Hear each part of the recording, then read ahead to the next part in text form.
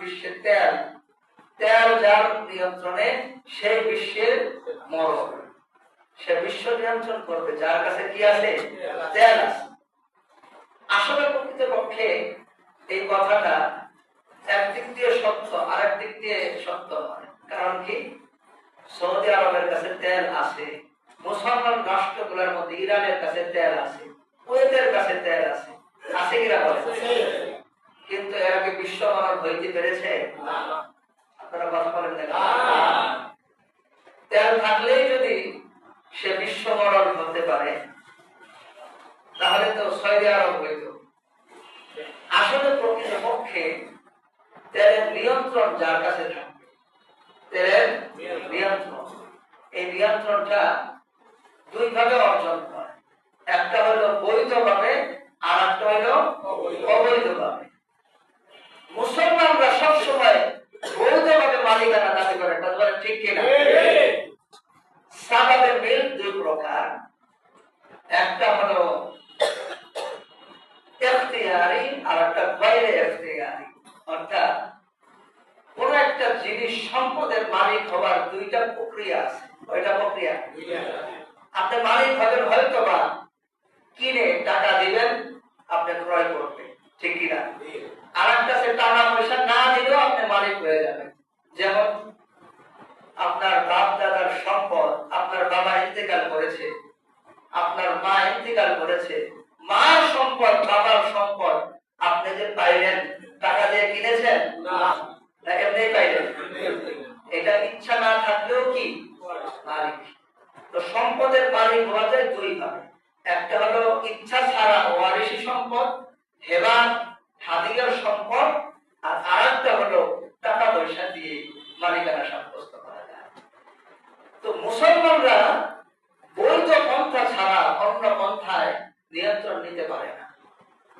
ইহুদি খ্রিস্টান তাদের কথা হলো আমাদের নবী, নাউযুবিল্লাহ, তারা বলে যে আমাদের মাসিহা নবী আমাদের সব গুনার প্রায়শ্চিত্ত করে গেছে, এখন যদি আমরা অবৈধভাবে সম্পদ দূর করে খাই, অবৈধভাবে অন্যের সম্পদ এরকম গ্রাস করি, আমাদের কোনো গুনাহ হবে না। নাউযুবিল্লাহ। এই বিশ্বাস যদি কারো থাকে, সে কি নেকের পথে, ন্যায়ের পথে অগ্রসর হবে না অন্যায়ের পথে অগ্রসর হবে?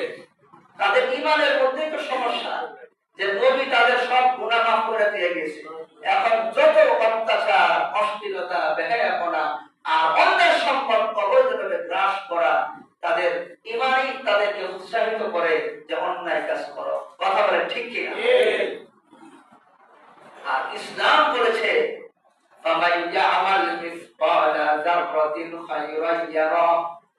তুমি যদি কোন হিন্দু, বৌদ্ধ, খ্রিস্টান, মুসলমান যে কারো সম্পদ সামান্য যারা পরিমাণ যদি লঙ্ঘন করো, অন্যায় ভাবে যদি গ্রাস করো, ইয়েতিমের সম্পদ যদি গ্রাস করো, কোন একটা মিসকিনকে যদি তুমি খার ধাক্কা দিয়ে বের করে দাও, বিরক্ত হয়ে যাও, এই সামান্য গুনাহ যদি তুমি করো,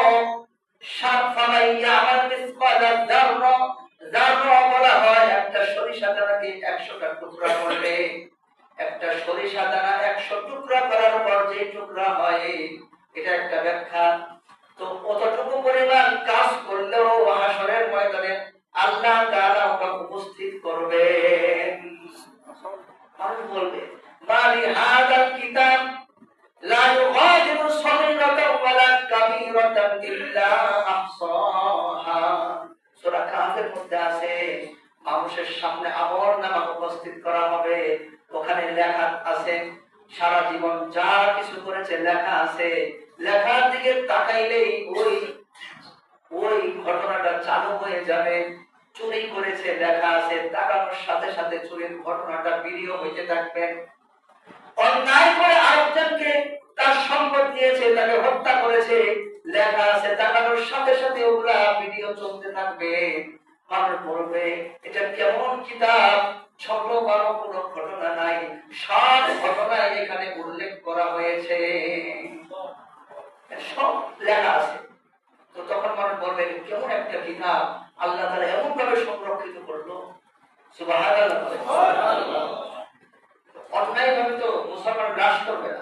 মুসলমান তো বৈধভাবে বৈধ পন্থায় নিয়ন্ত্রণ নিবে, কিন্তু মানুষ টিকে থাকার জন্য, লোভ লালসা, ক্ষমতায় থাকার জন্য।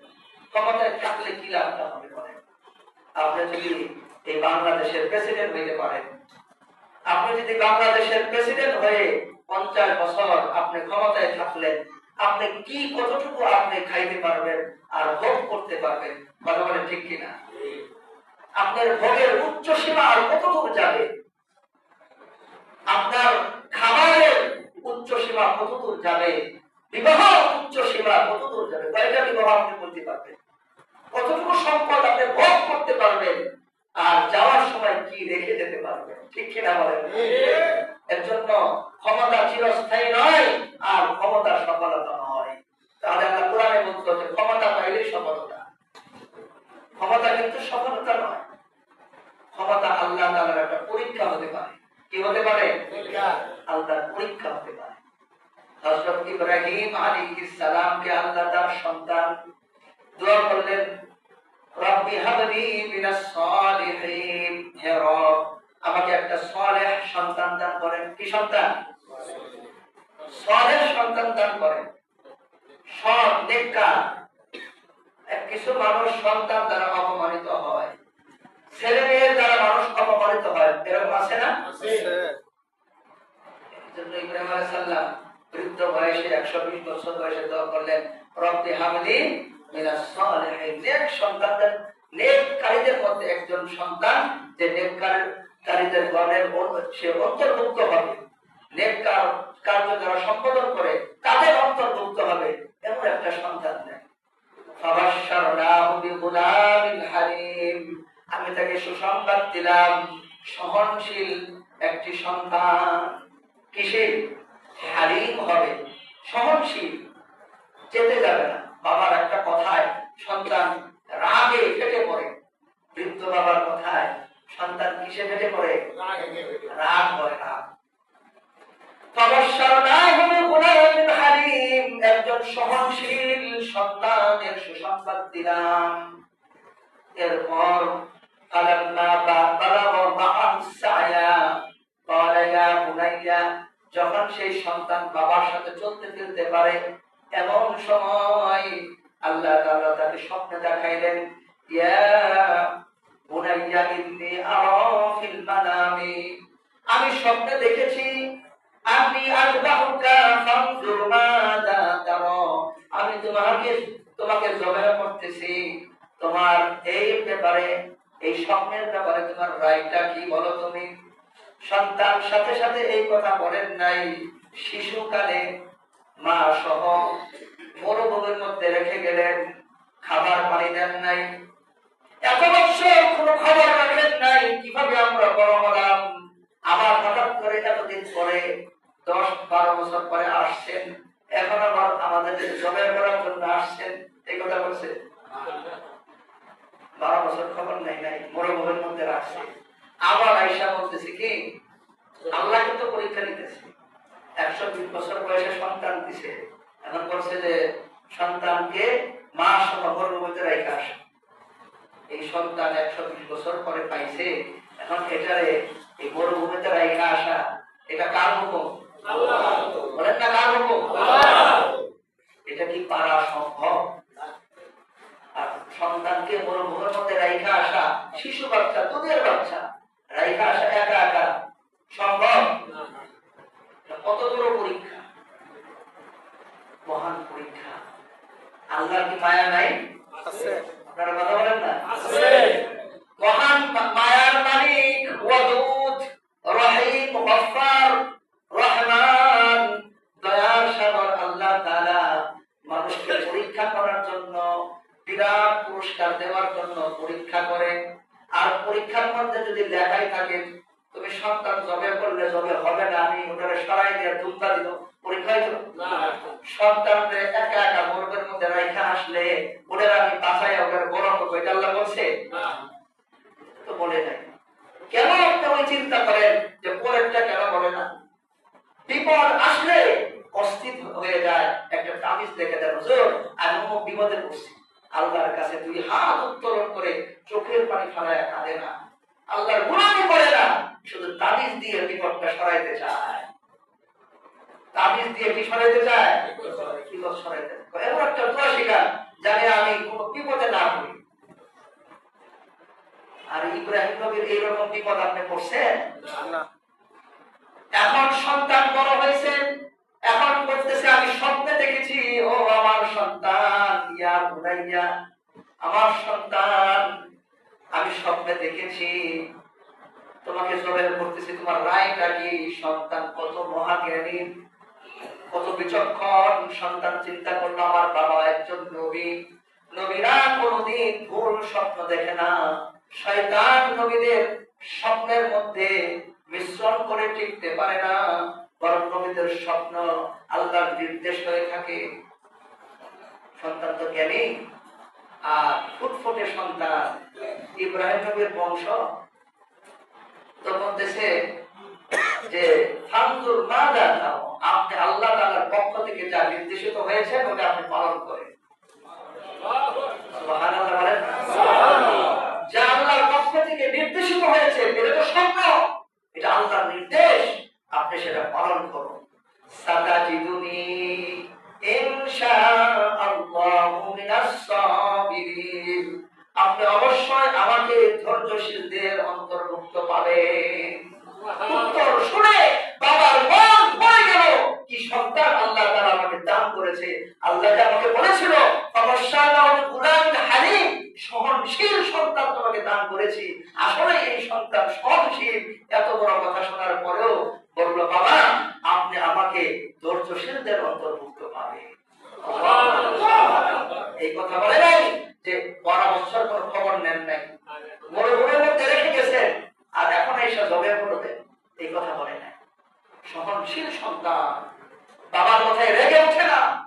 বৃদ্ধ বাবা মা, অসুস্থ বাবা মা, এখনই খানা খাইছে, এখনই তার মনে নাই। খানা খাইছে একটু আগে, এখন কি নাই? খানা তো খাওয়াই নাই। একজন আত্মীয় বেড়াইতে আসছে, বিচার দিতেছে, আমার ছেলে ঠিক মতো খাইতে দেয় না। সন্তান রেগে গেছে। এটা আল্লাহর পরীক্ষা, এটা কি বলেন না? কেন পরীক্ষা? আল্লাহ বলছেন হৃদয় রব্বি ফি হৃদয় ওয়ালিদি, নবীর কাছে বলছেন ওয়াসাহতে রব্বি ফি সাহতে ওয়ালিদি, পিতা যদি সন্তুষ্ট হয়ে যায় মহান আল্লাহ তাআলা সন্তুষ্ট হয়ে যায়। সুবহানাল্লাহ। আর সব পিতারাই বলবো যে আমি সন্তুষ্ট আমার ছেলের উপর, তাই না? আপনি সন্তুষ্ট আপনার ছেলের উপর, কিন্তু এই পরীক্ষা যখন আসবে তখন দেখবেন পিতাকে খুশি করা কত কঠিন। যখন মা বাবা অসুস্থ থাকে, বৃদ্ধ বয়স থাকে, তখন দেখবেন যে মাকে খুশি করা কত কঠিন, তখন দেখবেন বাবাকে খুশি করা কত কঠিন। ঠিক কিনা বলেন না? আপনি মনে করতেছেন খুশি তো হয় না, যতই খেদমত করি। এই যে খুশি হয় না, কিন্তু এই অবস্থা কেউ না জানলেও জানে কে? আল্লাহ। বলেন না কে জানে? আল্লাহ। এটা অবজার্ভ চলতেছে, এটা মেজারমেন্ট করতেছে আল্লাহ তাআলা। আপনাকে কি মহা পুরস্কার দিবে এটা তৈরি হইতেছে, শুধু একটু ধৈর্যের ব্যাপার। কিসের ব্যাপার? তখন মনে করতে হবে আমার মা বাবা শিশু বাচ্চা হয়ে গিয়েছে, শিশুকালে আমি বারবার মার কোলে বাবার কোলে পেশাব পায়খানা করে দিয়েছি, বিছানার মধ্যে পেশাব পায়খানা করে দিয়েছি, একবার দুইবার না বারবার, ঠিক কিনা? দৈনিক করেছি। তারপরেও মা বাবা হাসি মুখে ওগুলা পরিষ্কার করেছে, কথা বলে ঠিক কিনা? আজকে আমিও করি, আমার মা বাবা যেমনি ভাবে আমাকে এইরকম শিশুকালে যত্ন করেছে, আমার মা বাবা যতদিন জীবিত থাকবে বিছানার মধ্যে পেশাব পায়খানা করলেও আমি ওগুলা পরিষ্কার করতে প্রস্তুত। করেন আল্লাহু আকবার। রাজি আছেন ইনশাআল্লাহ? ইনশাআল্লাহ। নারে তাকবীর, নারে তাকবীর। যাদের মা বাবা বেঁচে নাই, যারা চলে গিয়েছে, তাদের জান্নাতের দুইটি দরজা বন্ধ হয়ে গিয়েছে। হাদিসে আছে কারো যদি মা বাবা বেঁচে থাকে তাহলে দুইটা জান্নাতের দুইটি দরজা এমনি তার জন্য খোলা থাকে, শুধু মা বাবাকে খুশি করতে পারলেই সে ওই দুইটা দরজা দিয়ে প্রবেশ করতে পারে। সুবহানাল্লাহ। আর যদি মা বাবা একজন চলে যায় তাহলে একটা দরজা বন্ধ, আবার আরেকজন চলে যায় তাহলে জান্নাতের দুইটি দরজা ফিরি ফিরি তার জন্য খোলা ছিল, ওই দুইটি দরজা বন্ধ হয়ে যায়। ওই দরজা এখন খুলতে গেলে অন্য আমল করতে হবে, নামাজ, রোজা, হজ, যাকাত, জিকির, তেলাওয়াত, যুদ্ধ, জিহাদ, অনেক কিছু আছে করতে হবে, তারপরে একটা গেট খুলতে হবে। কিন্তু যাদের মা বাবা জীবিত তাদের এমনি দুইটা দরজা নিরাপত্তা কি আছে? বৃদ্ধ মা বাবা বা অসুস্থ মা বাবা যাদের আছে তাদের জন্য জিহাদে যাওয়ার নিষেধ। আগে মা বাবার খেদমত করো। কার খেদমত? মা বাবার। ইব্রাহিম নবী তার সন্তানের জন্য এরকম দোয়া করছে, পাইছে ওরকম সন্তান। আর আল্লাহ শুধু পরীক্ষা পদে পদে দিতেছে শিশুকালে, এখন বলছে জবে করো। সন্তানও এরকম, ঠিক আছে আপনি যা আদেশ করেছেন করেন। এরপর যখন যখন উভয়ে আত্মসমর্পণ করলো, বাবাও আত্মসমর্পণ করলো, সন্তানও কি করলো? আসলামা অর্থ হলো মুসলমান হয়ে গেল, মানে সারেন্ডার করলো। মুসলমান শব্দের অর্থ কি? সারেন্ডার করা, আত্মসমর্পণ করা। আসলামা উভয়ে যখন মুসলমান হলো, আত্মসমর্পণ করলো, ওয়াতাল্লাহু লিল-জাবিন, এবং ইসমাঈলকে জবাই করার জন্য শুইয়ে দিল। ইব্রাহিমকে জবাই করার জন্য, ইসমাঈলকে জবাই করার জন্য কি করলো? শুইয়ে দিল। ওয়ানাদাইনাহু আইয়া ইব্রাহিম, আমি ডাক দিলাম হে ইব্রাহিম, قد صدقت الرؤيا إنا كذلك نجزي المحسنين, তুমি তোমার স্বপ্নকে বাস্তবে রূপদান করেছো। সুবহানাল্লাহ, তোমার স্বপ্নকে তুমি বাস্তবে রূপদান করেছো। এই যে এর আগে আগুনে ফেলাইয়া পরীক্ষা দিয়েছিলাম, প্রথম পরীক্ষায় তুমি ফার্স্ট হয়েছো। দ্বিতীয় পরীক্ষা স্ত্রী সন্তানকে মরুভূমিতে রাখা আসছিলা নির্দ্বিধায়, সেখানেও তুমি ফার্স্ট হয়েছো। তোমার সন্তান মরে নাই, সুবহানাল্লাহ, তোমার স্ত্রী না খেয়ে মরে নাই। এরপর তৃতীয় পরীক্ষার মধ্যে তুমি ফার্স্ট হয়েছো। আল্লাহু আকবার। আল্লাহ বলেছেন ইন্নাহা লাহুল বালাউল মুবিন, স্পষ্ট মহা পরীক্ষা ছিল ইব্রাহিম নবীর জন্য এটা। আল্লাহু আকবার। মানুষ দুনিয়াতে সন্তানের মায়া অনেক বেশি হয়, অনেক বেশি হয় সন্তানের জন্য। মানুষ কষ্ট করে আর চিন্তা করে আমি কষ্ট করব আমার সন্তান জানি পয়সা পয়সা খাইতে পারে। চাকরি বাকরি ব্যবসা বাণিজ্য মানুষ করে, মনে মনে চিন্তা করে আমার সন্তান পয়সা পয়সা খাবে, সব কষ্ট আমি করে দেব। ঠিক কিনা? আপনার আমার বাবাও এরকম চিন্তা করত যে আমি কষ্ট করব আমার সন্তান যেন কষ্ট না করে। করছিল না? কিন্তু আমরা কি কষ্ট করা বন্ধ করেছি? আমরাও চিন্তা করতেছি ওইটাই, যে আমার সন্তান যেন কষ্ট না করে। সন্তানের জন্য আমরা অনেক চেষ্টা করি, ঠিক কিনা বলেন? কিন্তু এটা একটা পরীক্ষা। আল্লাহ বলেছেন যে ইন্নামা আমওয়ালুকুম ওয়া আওলাদুকুম ফিতনা, নিশ্চয় তোমাদের সন্তান সন্ততি এবং সম্পদ সমূহ আল্লাহ তাআলার পক্ষ থেকে একটি পরীক্ষা। বলেন সন্তান কি? পরীক্ষা। এখানে সন্তানের ওই পারে আছে রব্বুল আলামিন, মাঝখানে সন্তান দিয়ে আল্লাহ পরীক্ষা করবে। সন্তান টাকা পয়সা মাঝখানে, তার ওই পাশে আছে রব্বুল আলামিন, এটা দিয়ে আমাকে আপনাকে আল্লাহ পরীক্ষা করবে। পরীক্ষার চারটা ক্ষেত্র আছে, সূরা বনী ইসরাঈলের মধ্যে আছে এবং সূরা বাকারার মধ্যে আছে। চারটা ক্ষেত্র আছে পরীক্ষা। তো তার মধ্যে সন্তান সন্ততি আর টাকা পয়সা, এর মাধ্যমে আল্লাহ পরীক্ষা করবে। আমরা ইব্রাহিম নবীর এই আদর্শ গ্রহণ করেছি। ইন্না হাযা লাহুল বালাউল মুবিন ওয়া ফাদাইনাহু বিযিবহিন আযীম। এরপর আল্লাহ বলেছেন ওয়া তারাকনা আলাইহি ফিল আখিরিন, ইব্রাহিম নবীর এই সুন্নাত পরবর্তীদের জন্য আমি রেখে দিয়েছি। সুবহানাল্লাহ। সালামুন আলা ইব্রাহিম, আল্লাহ তাআলা ইব্রাহিমকে সালাম দিয়েছে, সালামুন আলা ইব্রাহিম। কিয়ামত পর্যন্ত সকল মানুষ নামাজের মধ্যে ইব্রাহিম নবীর জন্য দোয়া করবে। আল্লাহু আকবার। দরুদ ইব্রাহিম পড়েন না নামাজে?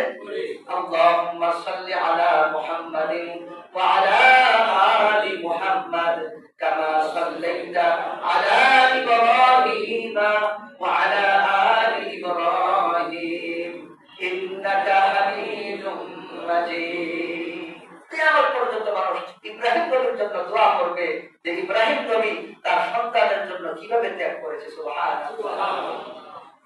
ইব্রাহিম নবীর মাধ্যমে আমাদের উপকার হয়েছে যে ইব্রাহিম নবীর এই সুন্নতটা, ত্যাগের সুন্নত, জবাই করার সুন্নতটা আল্লাহ আমাদেরকে দিয়েছে। তবে ইব্রাহিম নবী তার সন্তানকে শোয়াইছিল, আমরা কিন্তু আমাদের সন্তানরা আমাদের টাকা পয়সাকে ওখানে শোয়াই। কথা বলে ঠিক কিনা? টাকা পয়সা আমাদের খরচ যায়, আর একটু মায়া আসে ওই প্রাণীর প্রতি। একটা জান আমরা আল্লাহর জন্য জবেহ করি, আল্লাহর জন্য জবেহ করে আমরা আল্লাহর জন্য শুকরিয়া আদায় করি। কথা বলেন ঠিক কিনা? সাহাবায়েরা কষ্ট করলো, হামালানা ফিহা ইয়া রাসূল, আমাদের জন্য এই কুরবানিটার মধ্যে কি আছে? ওয়ালা সুন্নাতু আবিকুম ইব্রাহিম, আমাদের নবীজি বললেন তোমাদের পিতা ইব্রাহিম নবীর সুন্নাত হলো এই কুরবানি করা। আল্লাহু আকবার। অনেকে কুরবানিকে অস্বীকার করে বসে, এই কোরআনে কুরবানি নাই। ইন্না আ'তাইনাকাল কাউসার ফাসাল্লি লিরাব্বিকা ওয়ানহার, এই যে ফাসাল্লি লিরাব্বিকা ওয়ানহার, তুমি তোমার রবের জন্য নামাজ পড়ো, ওয়ানহার এবং নাহার করো, রক্ত প্রবাহিত করো। আল্লাহু আকবার। তারা পায় না। হাদিসে বহু জায়গায় আছে, লাইক কোরআনে আরো আয়াত সূরা হজের মধ্যে আছে, লাইক ইয়ানালুল্লাহু লুহুমুহা ওয়ালা দিমাউহা, যখন তোমরা কুরবানি করো আল্লাহর জন্য তখন ওই কুরবানির রক্ত মাংস আল্লাহর কাছে পৌঁছে না, ওয়ালাকিন ইয়ানালুহুত তাকওয়া মিনকুম, তখন তোমাদের অন্তরের তাকওয়াটা রব্বুল আলামিনের কাছে পৌঁছে। সুতরাং কুরবানিটা জরুরি। তো এই কুরবানির নিয়ন্ত্রণ, কুরবানিটা আপনি যে করবেন ওই রকম হৃদয় ইব্রাহিম নবীর কথা আল্লাহ বলেছেন যে এই দুনিয়ার মধ্যে পরীক্ষা আল্লাহর সামনে তোমাদের মাঝখানে আসবে, আল্লাহ এবং তোমার মাঝখানে আসবে সন্তান, আল্লাহ আর তোমার মাঝখানে আসবে সম্পদ, আল্লাহ আর তোমার মাঝখানে আসবে ক্ষমতা, আল্লাহ আর তোমার মাঝখানে আসবে তোমার প্রাচুর্য, এগুলো আসবে, তোমার সম্মান আসবে। আল্লাহর জন্য ছেলের মায়া ত্যাগ করো, আল্লাহর জন্য সম্পদের মায়া ত্যাগ করো, আল্লাহর জন্য তুমি ক্ষমতা ত্যাগ করো। কথা বলে ঠিক কিনা? আল্লাহর জন্য তোমার দলকে ত্যাগ করো। কথা বলে ঠিক কিনা? এই ত্যাগ করার উদ্দেশ্য কি? সন্তানকে ফেলাই দিবেন নাকি সন্তান সঠিকভাবে সন্তানকে লালন পালন করবে? কথা বলে ঠিক কিনা? সন্তানকে দ্বীনি শিক্ষায় শিক্ষা দিয়ে সন্তানকে ইসলামের পথে পরিচালিত করতে হবে। তার মানে এমন না সন্তানকে আপনি ত্যাগ করবেন। সুতরাং আপনি এই রাজত্ব, এই ক্ষমতা আপনি ফেলে দিবেন তা নয়, বরং এই ক্ষমতাকে জনগণের খেদমতের জন্য ব্যবহার করবেন। কথা বলেন ঠিক কিনা? আপনি ভোগ করতে পারবেন না চিরদিন। কেউ পৃথিবীতে কোনোদিন চিরস্থায়ী হয় নাই, কোনোদিন কেউ এই সম্পদ ভোগ, এই জান্নাতের মতো ভোগ করতে পারে নাই। ঠিক কিনা? এর জন্য এগুলো আল্লাহর দান, এগুলো পরীক্ষা। আমার আপনার মাঝখানে, আমার এবং আল্লাহর মাঝখানে এগুলো আসবে। এর জন্য আল্লাহ তাআলা সূরা তাহারের সূরা মুরসালাতের মধ্যে বলেছেন ওয়াইলুল ইয়াউমাইযিল লিল মুকাযযিবিন, অস্বীকারী যারা মুখ ফিরিয়ে নেয় এই কথাগুলো থেকে, যারা উপদেশ গ্রহণ করে না তাদের উপর সেদিন দুর্ভোগ হবে। হাদা ইয়াউমুল লা ইয়ানতিকুন, সেদিন এমন একটা দিন হবে সেদিন কেউ কোনো কথা বলতে পারবে না। হাসরের ময়দানে কেউ কথাই বলতে পারবে না। ওয়ালা ইউযানু লাহুম ফায়াতাদিরুন, এবং তাদেরকে তওবা করার অনুমতি দেওয়া হবে না। কেউ তওবা করতে পারবে না হাসরের ময়দানে, কেউ কথা বলতে পারবে না, কেউ তওবা করতে পারবে না। একবার তওবা করলে 70-100 বছরের পরে আল্লাহ মাফ করে দেয়। আল্লাহু আকবার। এমন সুযোগ। এখন যদি আমি শুধু আস্তাগফিরুল্লাহ করি, আল্লাহুম্মা গফিরলি করি, সাথে সাথে আমার গুনাহ মাফ হয়ে যায়। আর হাসরের ময়দানে একটা মানুষ কথা বলতে পারবে না, এমনকি ওয়ালা ইউযানু লাহুম ফায়াতাদিরুন, তওবা করার অনুমতি কাউকে দেওয়া হবে না। অথচ আল্লাহ তাআলা তিনি তওবাকারী, ইন্নাহু হুয়াত তাওয়াব, তিনি হলো তওবা গ্রহণকারী। কে আছে তওবা কবুল করবে? কার ক্ষমতা আছে যে তওবা করার সুযোগ দিবে? ওয়ালা ইয়ানতিকুন, কেউ কথা বলতে পারবে না। ভয়ে ভয়ে, প্রচন্ড ভয়ে মানুষ কথা বলতে পারবে না। দুই হাত কামড়াবে, হাদিসে আছে মানুষ কামড়াইতে কামড়াইতে মানুষের আঙ্গুল ধরে খেয়ে ফেলবে, অনেকের আঙ্গুল খেয়ে ফেলবে, কিন্তু সে জানবেও না যে কি করতেছে, ভয়ে কথা বলতে পারবে না। ওই সময় আমার আপনার নবী, প্রিয় নবী সাইয়্যিদুল মুরসালিন আকায়ে দুজাহান মুহাম্মদ মুস্তাফা সাল্লাল্লাহু আলাইহি ওয়াসাল্লাম আল্লাহর দরবারে কথা বলবেন। আল্লাহু আকবার। কিন্তু আল্লাহর অনুমতি নিয়ে কথা বলবেন এবং আল্লাহ যা পছন্দ করে সেটাই বলবেন, আল্লাহ যেটা অপছন্দ সেটা বলবে না। সুবহানাল্লাহ বলে আল্লাহর পছন্দনীয় কথাই বলবেন। ওয়াইলুল ইয়াউমাইযিল লিল মুকাযযিবিন, হাদা ইয়াউমুল ফাসল, এটাই হলো বিচার মীমাংসার দিন। আজকেই ওই বিচার মীমাংসার দিন, আজকে সেই দিন সবকিছু মীমাংসা করে দেওয়া হবে। এত যুক্তি তর্ক যে আমরা সারা এতগুলা প্রাণী হত্যা, সারা দেশে কোরবানি করে লক্ষ লক্ষ গরুকে হত্যা করা হইতেছে, প্রাণী হত্যা মহাপাপ, নাউযুবিল্লাহ। এদের মায়া লাগছে, প্রাণী হত্যা মহাপাপ। এখন কি করে খাবে? এখন ওরা গোপনে গোপনে, তো ওরা ওই মনের বলেই অস্বীকার করে তারা খায়, ঠিক না? গোপনে গোপনে খাইতেছে, গোপনে বলতেছে কি প্রাণী হত্যা মহাপাপ। আমরা যদি এতগুলা গরু হত্যা না করে এগুলা টাকা পয়সা গরিবদেরকে দিয়ে দেয়, তাইলে সওয়াব বেশি হবে। নাউযুবিল্লাহ। পরিবেশবাদী, পরিবেশবাদী এরা আসলে মূলত এরা নিজেদের পেট পাবি, নিজেদের পেট চলবে তো সব ঠিক আছে, বলা বলা ঠিক কিনা? যুক্তি খালি ইসলামের বিরুদ্ধে তাদের যুক্তি। কোনদিন দেখবেন না খ্রিস্টানদের বিষয়ে কোন তার যুক্তি আছে, ইহুদিদের বিষয়ে কোন যুক্তি আছে। হিন্দুদের এই যে মূর্তি বানায়া, মাটি দিয়ে বানায়া আবার ওরা পানিতে ফেলাই দিল, এখানে কাল লাভ হইলো কাল লস হইলো, এই বিষয়ে কোন প্রশ্ন তাদের হয় না, কথা বলা ঠিক কিনা? ওখানে যে খাসি কয় কূপ দিয়ে কাটে? এক কূপ দিয়ে খাসি কাটে না? তাজা খাসি এক কূপ দিয়ে কাটে ফেলায়।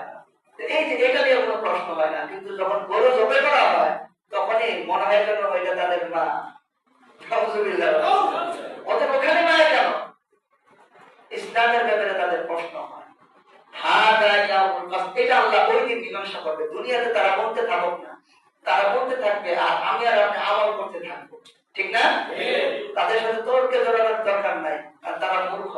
আল্লাহ বলছেন মূর্খদের সাথে তোমরা তর্ক করবে না, সাবধান। মূর্খদের সাথে তর্ক করবে না। যখন তোমাদের সাথে তর্ক করতে আসবে তখন বলবো যে সালাম। কি বলবা?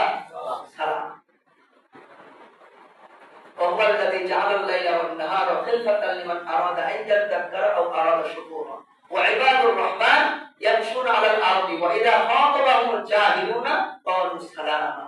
তখন জাহেলরা এরকম এমন তর্ক যেটা ইসলাম নিয়ে তর্ক করতেছে, তখন তাদেরকে বলবা সালাম। কি বলবা? ক্বালু সালামা, সালাম, তোমরা তোমাদের মতো থাকো, আমরা আছি। এই হাশরের ময়দানে আল্লাহ ফয়সালা করবে, হাযা ইয়াউমুল ফাসল জামা'নাকুম ওয়াল আউয়ালিন, তোমাদেরকে আর তোমাদের পূর্ববর্তী সবাইকে আমি একত্রিত করে ফেলেছি। আমি তো আল্লাহ, এখন সব একত্রিত করছি। তোমরা বলছিলে হাশরের ময়দান হবে না, কিয়ামত হবে না, জামা'নাকুম ওয়াল আউয়ালিন, আমসি আমি সব এখন আমি একত্রিত করছি। এখন কোথায় যাবে? আল্লাহু আকবার। ফাইন কানা লাকুম কাইদুন ফাকিদুন, তোমাদের কোনো অপকৌশল থাকলে তোমরা প্রয়োগ করো। নাসার বিজ্ঞানীরা তারা ওই পৃথিবীর দিকে ধেয়ে আসতেছে একটা পাথর। কি আসতেছে? কোন দিকে? পৃথিবীর দিকে আসতেছে। ওটাকে ধ্বংস করার জন্য পরমাণু রকেট নিক্ষেপ করতেছে। যে পরমাণু রকেট দিয়ে ওই পাথরের টুকরাটাকে প্রতিহত করব, যাতে করে পৃথিবীর মধ্যে না পড়তে পারে। পরিকল্পনা পৃথিবী না জানি আমাদের তৈরি, আর পৃথিবী করে এই ঠিক করা জলবায়ু পরিবর্তন চেষ্টা করতেছে।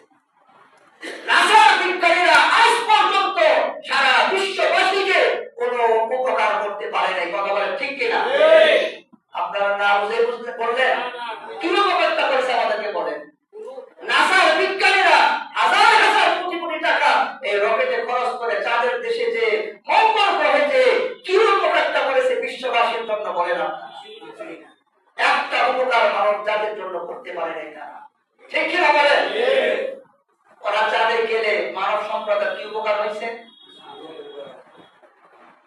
সবচেয়ে বেশি টাকা খরচ করা হয় ওইখানে। চাঁদে গেছে, মহা সাফল্য। কি সাফল্য হয়েছে? জনগণের ক্ষুধা সব মিটে গিয়েছে। এর জন্য খুব খেয়াল করেন, ওই সমস্ত নাটক আর ওই নাসার বিজ্ঞানীদের এই সমস্ত কর্মকাণ্ড দ্বারা মুসলমান জাতির কোন উপকার হবে না। তারা এতটুকু করতে পারবে যেটা কোরআনে আছে। আল্লাহ বলেছেন ওই নক্ষত্র সমূহ আর চাঁদ সূর্য থেকে তোমরা উপকার পাবা, তোমরা এইরকম চলাচলের পথ খুঁজে পাবা, জাহাজ হারিয়ে গেলে, অথবা তোমরা দিক নির্দেশনা পাবা যে কোন দিক দিয়ে গেলে কোন দিক দিয়ে চললে আমাদের এই রাস্তা খুঁজে পাওয়া যাবে, এতটুকু পারবা। সুবহানাল্লাহ। আর একটা উপকার হলো তোমরা চোখ জোড়াবে, সৌন্দর্যতা দেখতে পাবা। ওয়ালাকাদ যায়্যানাস সামা আদ-দুনিয়া বিমাসাবিহা, আমি এই শেষ আকাশের, দুনিয়ার আকাশের ওই চন্দ্র নক্ষত্র, এই নক্ষত্র রাজিকে একটা শোভা সুশোভিত করেছি, মানুষের দৃষ্টিতে সৌন্দর্য প্রকাশ হবে। সুবহানাল্লাহ। এই দুইটা উপকার আছে।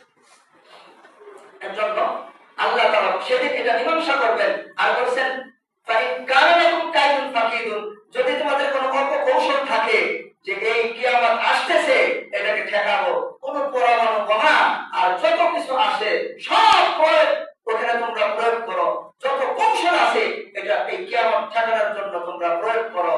আল্লাহ বলবেন যে করো দেখি পারলে। সুবহানাল্লাহ। 1400 বছর আগে আয়াত নাযিল হয়েছে, আজকে না, ঠিক কি না? তাই কানা লাকুম কাইদুন ফাকিদুন, ওটা ঠেকানোর জন্য যত কৌশল আছে সব প্রয়োগ করো। ওয়াইলুন ইয়াউমাইযিন লিল মুকাদ্দিবিন, ওরাও যারা এই মুখ ফিরিয়ে নেবে দুর্ভোগ তাদের জন্য। ইন্নাল মুত্তাকিনা ফি যিলালিন ওয়া উয়ুন, মুত্তাকিনরা সেদিন ছায়ার মধ্যে ওয়া উয়ুন ঝর্ণা সমূহের মধ্যে অবস্থান করতে থাকবে। ইন্না কাযালিকা নাজজিল মুহসিনিন, এমনি ভাবে আমি মুহসিনদেরকে পুরস্কার দিয়ে থাকি। যারা মুহসিন কারা? উৎখান করেন যারা বেশি বেশি নামাজ পড়ে, বেশি বেশি জিকির করে, অনেক বেশি দান করে, তারা মুহসিন নয়। মুহসিন অর্থ হলো যারা প্রত্যেকটা কাজ যথার্থভাবে সুন্দরভাবে আদায় করে, প্রত্যেকটা কাজ যথার্থভাবে সুন্দরভাবে আদায় করে, 2 রাকাত নামাজ পড়ে, সুন্নত তরিকায় সুন্দরভাবে নামাজ আদায় করে, দান করে সুন্দরভাবে, এক হাতে দান করে আর হাতে পায় না, দান করে, সদকা করে, জিকির করে সুন্দরভাবে, কোনো অহংকার নাই তাদের ভিতরে, তারা উত্তম ভাবে ইবাদত বندگی করে, অনেক বেশি করে তা নয়, কিন্তু যা করে ওগুলো উত্তম ভাবে করে, তারাই হলো মুহসিনিন।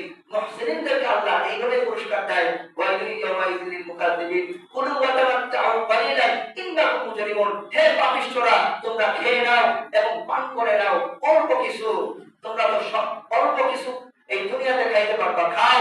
ওয়াইলুন ইয়াউমাইযিন লিল মুকাদ্দিবিন, তোমাদের জন্য দুর্ভোগ সেদিন। ওয়াইদা কিলা লাহুম ইরকাউ লা ইয়ারকাউন, যখন তাদেরকে বলা হয় নত হও তখন তারা নত হয় না। ওয়াইলুন ইয়াউমাইযিন লিল মুকাদ্দিবিন, সেদিন দুর্ভোগ তাদের জন্য। তবে এই হাদিসিন বা'দাহু ইউমিনুন, এরপর আর কোন ওয়াজে তারা নত হবে, এরপর আর কোন ওয়াজে তারা ভালো হবে। এই কথা বলেই আল্লাহ তাআলা সূরাকে সমাপ্ত করেছেন, সূরা মুরসালাত শেষ করেছেন। সাদাকাল্লাহুল আযীম।